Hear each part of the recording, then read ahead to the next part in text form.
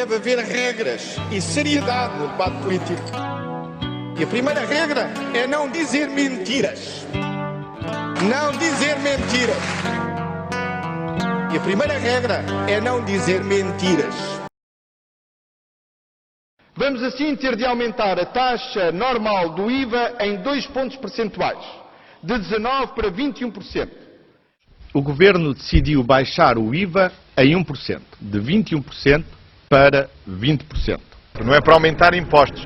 E o pior que nos pode acontecer é mudarmos de plano à primeira contrariedade. Vamos aumentar as taxas de IVA. Aumentar em 1 ponto percentual.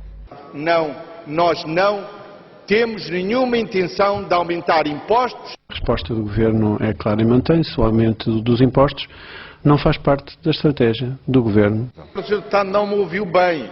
Eu disse, no final da minha intervenção, não haverá aumento de impostos. Uma consolidação orçamental baseada na redução da despesa, não do aumento dos impostos, porque isso seria negativo para a nossa economia. Aumento em 2 pontos percentuais da taxa normal do IVA para 23%.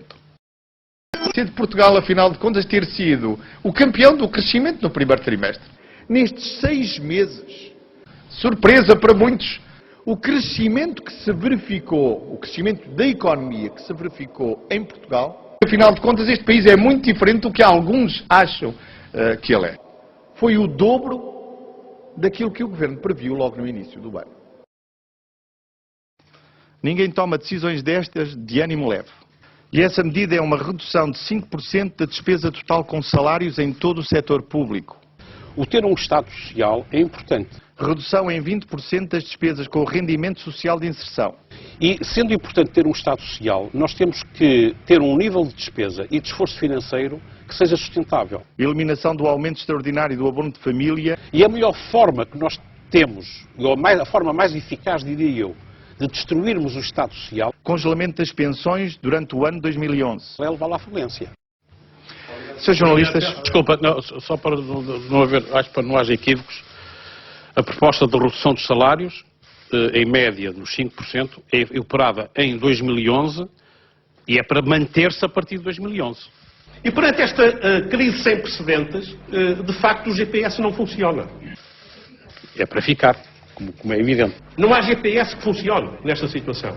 Não é? Claro. Eu penso que poderia haver dúvidas Temos que nos guiar pelas estrelas.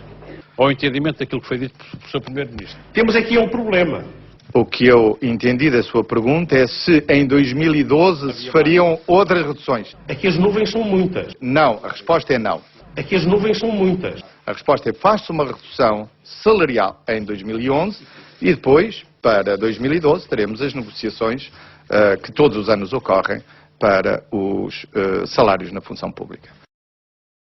Eu estou aqui e nunca virei a cara à luta e nunca me passou pela cabeça qualquer intenção de me ir embora. O Governo admite pedir admissão se o orçamento não for aprovado. Sim, com certeza, isso já foi dito. Pelo contrário, estou aqui para cumprir o meu dever. Quando um governo não tem um orçamento aprovado, não tem condições para governar, ainda mais num momento deste. Nunca, em nenhuma circunstância.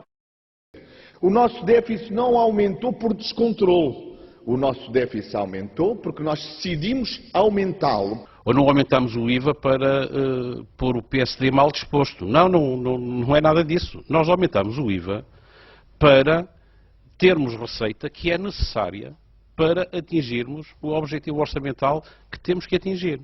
Para assegurar o futuro do nosso Estado Social. A forma mais eficaz, diria eu, de destruirmos o Estado Social é levá-lo à falência. Falência. Vamos ao essencial da sua proposta. O que é que Francisco Louçã propõe para resolvermos o problema? Diz assim, vamos reestruturar a dívida. O que é que significa reestruturar a dívida? Reestruturar a dívida é um termo técnico. Isto significa não pagar parte da nossa dívida. Isso seria trágico para Portugal, engenheiro José Sócrates? Absolutamente trágico. Quais eram as Significa... consequências para o país? Vou responder. Isso significa calote aos credores.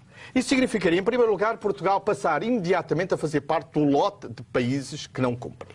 Da lista negra. Isso significaria, desde logo, o colapso no sistema financeiro, porque nenhum dos nossos bancos, nenhuma das nossas grandes empresas poderia, digamos assim, financiar. Isso teria consequências gravíssimas na nossa economia, nas empresas e nos trabalhadores. Pagaríamos isso com desemprego, com falências e com miséria, Francisco Louçã. É por isso que essa proposta é absolutamente irresponsável. Reestruturar a dívida. A verdade é que o Governo, por sua iniciativa, alterou imediatamente esse memorando. O memorando não tinha o corte do 13º mês, nem para... não tinha medidas concretas em termos orçamentais, tinha metas. O Governo é que tinha que escolher internamente. Bom, eu já percebi, eu estou a fazer talvez muito bem a defesa do Governo, mas se me permite, deixe-me agora explicar o meu ponto de vista. A posição do Governo tem sido explicada ao longo destes 2 anos. Conheço o memorando. O memorando não tem medidas orçamentais específicas, tem metas orçamentais para ser cumpridas. E o Governo, politicamente, é que tem que fazer a opção para aumento de impostos e corte da despesa. Porque isso que está a dizer tem sido, ao longo destes 2 anos, repetido aos portugueses. Eu contesto isso. Isso, pura e simplesmente, não é verdade. Um colunista do jornal britânico Financial Times defende que José Sócrates mentiu aos portugueses na declaração que fez ao país na semana passada. Num artigo de opinião divulgado hoje, Wolfgang Muschau considera que o primeiro-ministro fez um discurso tragicómico ao anunciar um bom acordo e os elementos que não constavam do memorando de entendimento com a Troika. O editor do jornal britânico considera que Portugal tem gerido a crise financeira de forma terrível e que é difícil manter uma união monetária com governantes como Sócrates. O gabinete do Primeiro-Ministro e Bruxelas continuam também a negar qualquer conversação, mesmo que informal, para um pedido de ajuda à União, mas várias fontes garantem que as conversações estão em curso. O Primeiro-Ministro já se encontra a postos para esta declaração. Vamos então ouvir. Assim fica melhor ou fica melhor assim?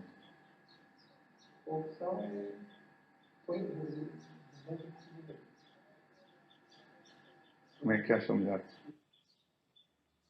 Explicar aos portugueses que o Governo decidiu hoje mesmo dirigir à Comissão Europeia um pedido de assistência financeira, por forma a garantir as condições de financiamento ao nosso país, ao nosso sistema financeiro e à nossa economia. Constitucional do PSD.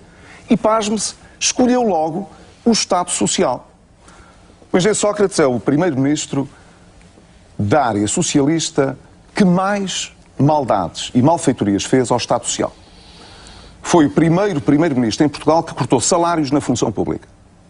Foi o primeiro-ministro em Portugal que mais reduziu as prestações sociais e levou os custos de acesso à saúde, diminuiu as comparticipações nos medicamentos, acabou com muitos abonos de família, milhares de abonos de família. Quer dizer, o engenheiro Sócrates, que tem vindo, por razão de insustentabilidade das finanças públicas, a colocar em causa a sustentabilidade do Estado Social, vem agora aqui querer dizer ao país, vejam, isto está muito mal porque realmente o Governo, por causa da crise internacional, com certeza, o Governo nunca tem culpas de nada.